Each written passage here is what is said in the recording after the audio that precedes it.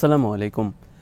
মার্কিন president Donald Trump বলেছেন Israel ও Iran সম্পূর্ণ অস্ত্রবিরতির জন্য রাজি হয়েছে। সোশ্যাল মিডিয়ায় দেওয়া এক পোস্টে তিনি এই তথ্য জানান। ট্রাম্পের এই ঘোষণার পর আজ সকালে ইরানের হামলায় বহু ইসরায়েলি নিহত হয়েছে।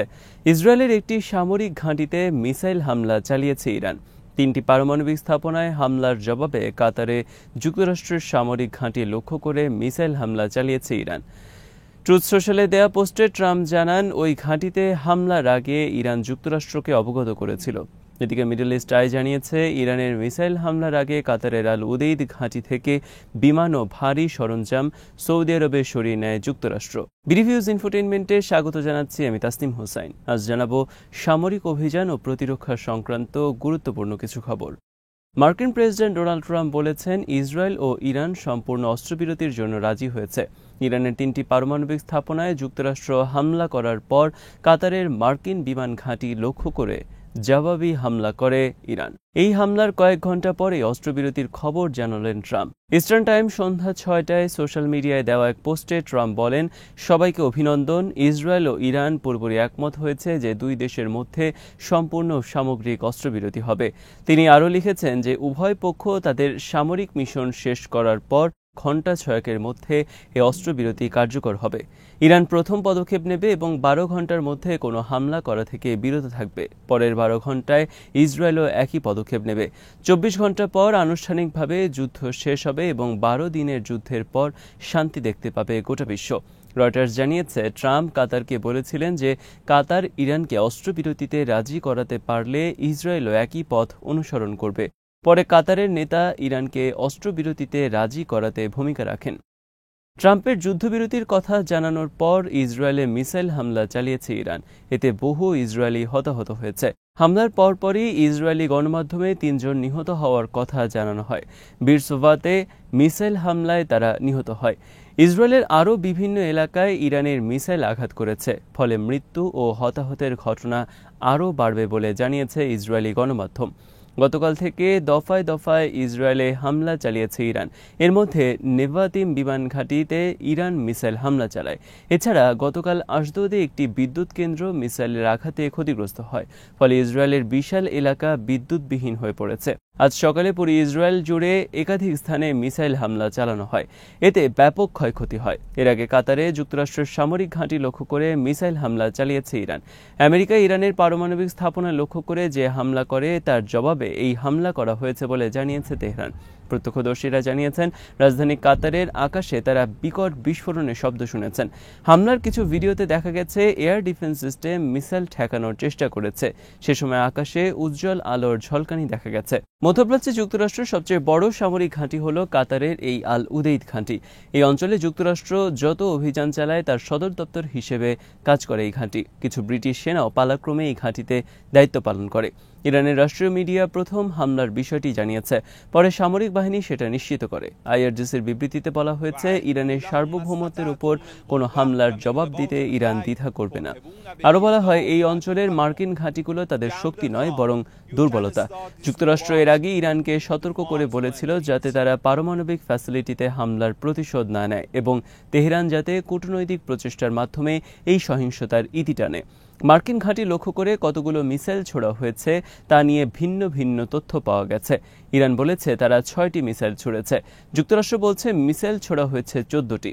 অন্যদিকে কাতার রয়টার্সকে জানিয়েছে যে 19টি রকেট ছোড়া হয়েছে এবং সবগুলোকে তারা ঠেকিয়ে দিয়েছে। হামলায় কোনো হতাহতের খবর পাওয়া যায়নি। এদিকে ডোনাল্ড ট্রাম্প জানিয়েছেন, কাতারের মার্কিন ঘাঁটিতে মিসাইল হামলার আগে ইরান যুক্তরাষ্ট্রকে এই ব্যাপারে অবগত করেছিল। ইরানের এই আগাম সতর্কবার্তার জন্য প্রাণক্ষয় এড়ানো গেছে বলে জানিয়েছেন ট্রাম্প। ট্রুথ সোশ্যালে দেওয়া এক পোস্টে ট্রাম্প লিখেছেন, আমি আনন্দের সাথে জানাচ্ছি যে কোনো আমেরিকানের ক্ষতি হয়নি, অবকাঠামোরও ক্ষয়ক্ষতি তেমন কিছু হয়নি। সবচেয়ে গুরুত্বপূর্ণ হলো তারা তাদের সিস্টেম থেকে এই খেদ ঝেড়ে ফেলেছে। আশা করি ভবিষ্যতে আর কোনো ঘৃণা থাকবে না। ট্রাম্প আরও লিখেছেন, ইরান এখন সম্ভবত এই অঞ্চলে শান্তি আর সম্প্রীতির দিকে যেতে পারবে। ইসরায়েলকেও আমি স্বতঃস্ফূর্তভাবে এই পথে হাঁটতে উদ্বুদ্ধ করব। ইরানের মিসাইল হামলার আগে যুক্তরাষ্ট্র কাতারের আল উদেইদ ঘাঁটি থেকে বিমান ও ভারী সরঞ্জাম সৌদি আরবে সরিয়ে নিয়েছিল। ওই অঞ্চলের এক কর্মকর্তার বরাত দিয়ে তথ্য জানিয়েছে মিডল ইস্ট আই। কর্মকর্তা বলেন, যুক্তরাষ্ট্র মনে করছে ইরান সৌদি আরবকে টার্গেট করবে না। তাছাড়া হামলার ব্যাপ্তি যাতে ছড়িয়ে না পড়ে সেজন্য ইরানের সাথে এক ধরনের সমন্বয় হয়েছে বলেও ইঙ্গিত দিয়েছেন তিনি। যুক্তরাষ্ট্র ও ইরানের কর্মকর্তারা হামলার ব্যাপারে পরোক্ষভাবে যোগাযোগ করেছিল। কাতার যেখানে মধ্যস্থতাকারীর ভূমিকা রেখেছে। রোববার দুই পক্ষই কাতারের মাধ্যমে একে অপরের সাথে যোগাযোগ করেছে। যুক্তরাষ্ট্রের সামরিক সরঞ্জাম সৌদি আরবে সরিয়ে নেয়া এবং তাদের সাথে ইরানের যোগাযোগের খবর থেকে ধারণা করা যায় ইরান উত্তেজনা কমাতে আগ্রহী। আরব ও মার্কিন কর্মকর্তারা মিডল ইস্ট আইকে বলেছেন, যুক্তরাষ্ট্র গত সপ্তাহে আল উদেইদ ঘাঁটি থেকে সরঞ্জাম সরাতে শুরু করে। তাদের এই পদক্ষেপ থেকে বোঝা যায় ইরান যুক্তরাষ্ট্রের কোনো ঘাঁটিতে আঘাত হানতে পারে সে ব্যাপারে যুক্তরাষ্ট্রের ভালো ধারণা ছিল। আল উদেইদ ঘাঁটিতে 10,000-এর মতো মার্কিন সেনা রয়েছে। মার্কিন সেন্ট্রাল কমান্ড বা সেন্ট কমান্ডের সদর দপ্তর হিসেবে এই ঘাঁটিকে ব্যবহার করা হয়। এদিকে কাতারের মার্কিন ঘাঁটিতে ইরানের মিসাইল হামলার খবরে বহু এয়ারলাইন্স ওই এলাকা থেকে তাদের ফ্লাইটের পথ বদলে নিয়েছে। সিরিয়া থেকে পাওয়া বিমান চলাচলের তথ্য থেকে জানা গেছে দোহা অভিমুখী 20টিরও বেশি বাণিজ্যিক বিমান তাদের ফ্লাইটের গতিপথ ঘুরিয়ে নিয়েছে। অন্যদিকে সংযুক্ত আরব আমিরাতের দুবাইমুখী অন্তত 4টি ফ্লাইট তাদের গতিপথ বদলেছে। Flight tracking platform flight radar 24 জানিয়েছে আরব আমিরাতের আকাশ সাময়িকভাবে বন্ধ রাখা হয়েছিল। রয়টার্স জানিয়েছে দ্বীপরাষ্ট্র বাহরাইনও তাদের আকাশ সীমা সাময়িকভাবে বন্ধ রেখেছিল। দুবাই ভিত্তিক এমিরেটস জানিয়েছে সোমবার তাদের কিছু বিমানের গতিপথ পরিবর্তন করা হয়েছে। গ্রাহকদেরকে জানানো হয়েছে বিমানের সময় পেছানো হয়েছে অথবা বিকল্প দীর্ঘ পথ দিয়ে কিছু বিমান চলতে পারে, তবে সংঘাত এলাকা থেকে বিমানগুলো দূরে থাকবে। এয়ার ইন্ডিয়া জানিয়েছে ওই এলাকা থেকে সব ধরনের বিমান চলাচল তারা বন্ধ রেখেছে। পরবর্তী নোটিশ না দেওয়া পর্যন্ত উত্তর আমেরিকার পূর্ব উপকূল থেকেও ফ্লাইট বন্ধ থাকবে বলে জানিয়েছে তারা। এদিকে কাতারের মার্কিন ঘাঁটিতে ইরানের হামলার পর তেলের দাম $3 বেশি বা 4% কমে গেছে। এই হামলায় হরমুজ প্রণালী দিয়ে পরিবহিত তেল ও গ্যাস ট্যাঙ্কার জাহাজগুলোকে কোনো ধরনের টার্গেট করা হয়নি। ইস্টার্ন টাইম দুপুর 1:13 দিকে ব্রেন্ট অপরিশোধিত তেলের দাম $2.91 বা 3.8% কমে যায়। অন্যদিকে ইউএস ওয়েস্ট টেক্সাস ইন্টারমিডিয়েট অপরিশোধিত তেলের দাম $2.8 বা 3.8% কমে $71.06 নেমে আসে। এগেইন ক্যাপিটালের অংশীদার জন কিরাফ জানিয়েছেন, এই মুহূর্তে তেলের প্রবাহকে টার্গেট করা হয়নি। আশা করা যায় এর উপর কোনো প্রভাব পড়বে না। বৈশ্বিক তেল সরবরাহের 1/5 এই হরমুজ প্রণালী দিয়ে পরিবাহিত হয়। বিশ্লেষকরা মনে করছেন এই প্রণালী পুরোপুরি বন্ধ করে দেওয়ার আশঙ্কা কম। এনার্জি অ্যাসপেক্টস জানিয়েছে, ইরানের যদি আবারও প্রতিশোধের পদক্ষেপ না নেওয়ার সক্ষমতা থাকে এবং ইসরায়েল বা যুক্তরাষ্ট্র যদি সহিংসতার মাত্রা না বাড়ায়, তাহলে আগামী দিনগুলোতে ভূ রাজনৈতিক ঝুঁকির কারণে তেলের দাম থেকে কিছু প্রিমিয়াম কমে আসতে পারে।